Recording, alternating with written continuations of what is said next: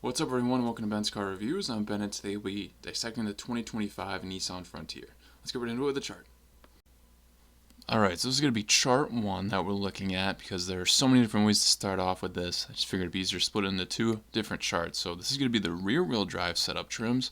It could be that King Cab ass starting just over $32,000 all the way up to that Crew Cab SL long bed starting just over $43,000. So quite a few ways here to get your rear wheel drive setup on your Frontier, and a good amount of prices there to go along with it. But engine option will be same across the board. 3.8 liter V6, 310 horsepower, 281 pound-feet of torque. Great to see this as being the standard engine on all the trims, paired with a 9-speed auto. Of course, as I mentioned, this is the rear-wheel drive trims. And looking at the MPGs, not too bad for a truck with a big old V6. That Crew Cab 4X, it's going to have more aggressive tires, going to suffer the most at 16 city, 20 highway, but overall, not too bad.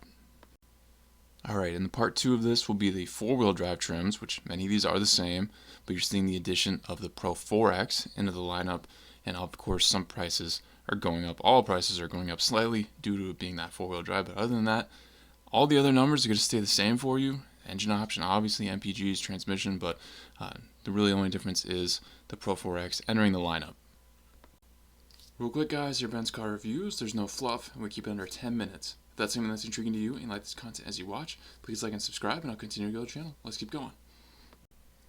The Nissan Frontier, in my opinion, is a slept-on option in the midsize truck segment. Easily overshadowed by the big competitors like the Colorado, Canyon, Ranger, even the Gladiator, offering stellar looks and extremely capable trims or luxury pack trims. This Frontier offers things they don't, and overall in a more affordable way, while still not being too bad to look at. Let's see what you can get in 2025. I will have all this information be for the Crew Cab setup. The light feature designs on the Frontier are unique compared to the competitors. Headlights are on the larger side, but still look quite nice. Halogens will be standard on the S and SV, while the rest get LEDs.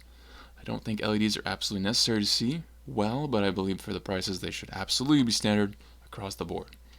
The Pro X, Pro 4X, and SL trims will have standard LED fog lights, and it is an option for the SV.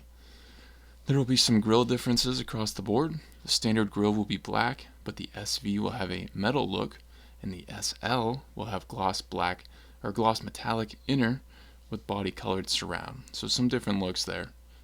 The S will have 16-inch wheels. The SV will have 17-inch wheels. The Pro X, Pro 4X will have 17-inch Pro aluminum alloy wheels with all-terrain tires. The SL will have 17-inch machine-faced aluminum alloy wheels. Other than the all-terrains I mentioned, the rest will have standard all-season tires. The SV and SL will have 265/65 dimensions. The rest will have 265/70. As far as color options go on the exterior, you do have some nice options. I think the black is slick on these Frontiers. I think it shows it off pretty well. The SL will have standard heated side mirrors. Max towing will sit at 7,160 pounds. There's up to 1,620 pounds of payload.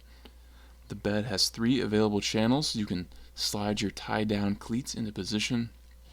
The SL will have the standard Utilitrack channel system and spray-on bed liner. The others have it as an option, except the S. The standard bed will be 59.5 inches long. The long bed will be 73.3, which is a great jump in length. The minimum width of the bed will be 44.5 inches, and the max width will be 61.4, so quite an increase there as well. The depth on all the beds will be 19.4 inches. As far as cargo volume goes out back, the standard bed will go to 40.1 cubic feet. The long bed will add up to 49.2. And as far as the other dimensions go, the Crew Cab with the standard bed will be 210.2 inches long. Long bed is 224.1. Width is up to 74.4. Height goes up to 72.9 inches tall. Ground clearance is up to 8.6 inches on the Pro 4X. I think this lineup is very difficult to choose the best bang for your buck. There's a lot of options, and they're priced in a way that's very easy to keep jumping up little by little. We know right off the bat that performance doesn't increase if you climb the ladder, so right away we know that as far as exterior goes, you're paying mostly for appearance if you buy higher. I think the SV is the sweet spot because beyond the exterior ramping up, the interior gets slightly better too, and I think it's worth the price jump. Well, let's get into that interior now. The interior design in these isn't half bad, and yes, you can tell it's a cheaper option, but it's not a cheap interior overall. Obviously, if you want a jam-packed interior of amazing features, then you can find that elsewhere, but the top trims are pretty nice, especially the Pro 4X. It looks very unique. The S will have the smallest infotainment of the group with an 8-inch display.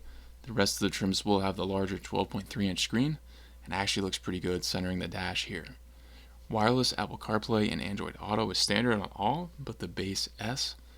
All trims will have a 7-inch multifunction information display, which is nothing spectacular, but good enough. You'll get a standard wireless charger in the SL.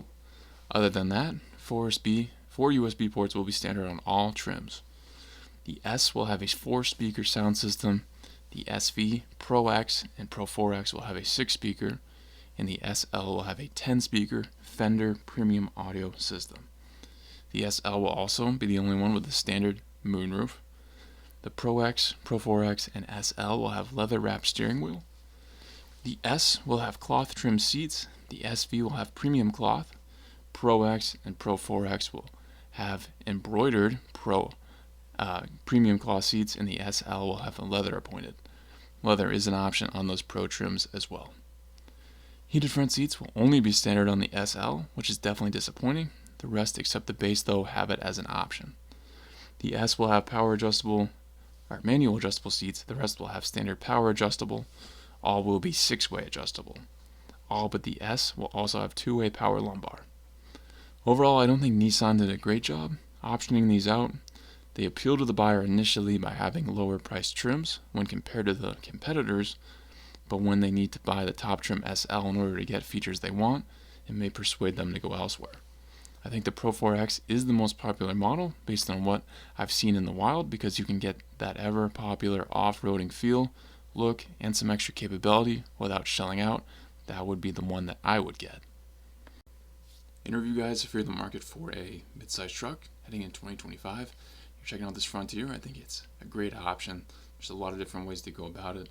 A lot more ways to start off than you're going to find on the other trims.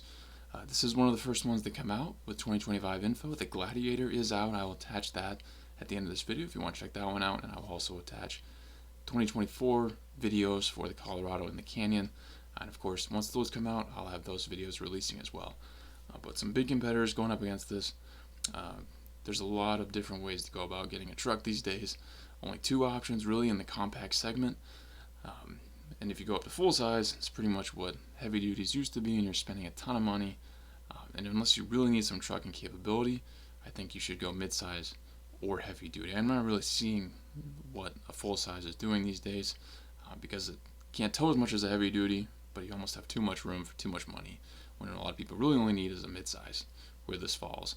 I would also attach at the end of this a Honda Originally video. Again, that's a competitor to this. Not as strong, not as capable, but still an option in this segment. So, but if the Frontier is the way you want to go, I think you're off to a great start. Definitely check out all your options. And hopefully you're able to get inside of a truck in 2025 for less than $45,000 to $50,000. And I think that is an accomplishment. Hopefully this video will like things on it. Clear for you guys. Thank you for watching this Benz car review. Please subscribe if not already. If you have an idea for a future review, drop in the comments and I'll see what I can do. If you'd like to become a member of the channel, I have that option. Check that out and join if you'd like. And I'll catch you on the next Benz car review.